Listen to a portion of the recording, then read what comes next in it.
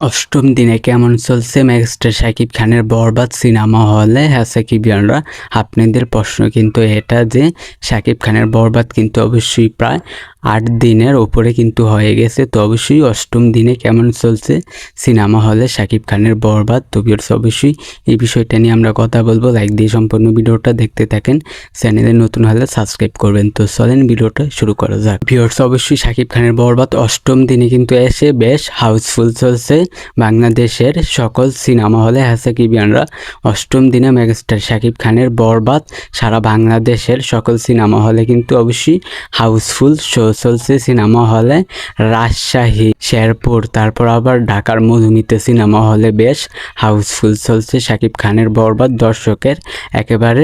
দর্শকের ভিড় লেগে গেছে সিনেমা হলে। হ্যাঁ সাকিবিয়ানরা, দর্শকদের চাপে কিন্তু অবশ্যই হল মালিকদের মাথা একেবারে নষ্ট। হ্যাঁ সাকিবিয়ানরা, শাকিব খানের বরবাদ দেখার জন্য দর্শকের চাপে কিন্তু হল মালিকদের মাথা একেবারে নষ্ট হয়ে গেছে।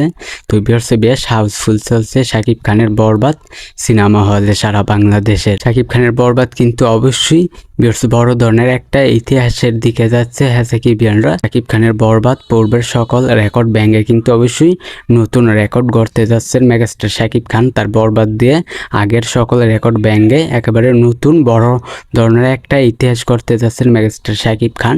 বড় ধরনের একটা রেকর্ড করতে যাচ্ছেন মেগাস্টার শাকিব খান তার বরবাদ সিনেমা দিয়ে। সারা বাংলাদেশে শাকিব খানের বরবাদ সিনেমা হলে হাউসফুল শো চলছে, বেশ ভালো চলছে শাকিব খানের বরবাদ সিনেমা হলে। তো ভিউয়ার্স, এই বিষয়টা আমি আপনাদেরকে জানিয়ে দিলাম। ভিডিওটা ভালো লাগলে অবশ্যই আমাদের চ্যানেলটিকে সাবস্ক্রাইব করবেন।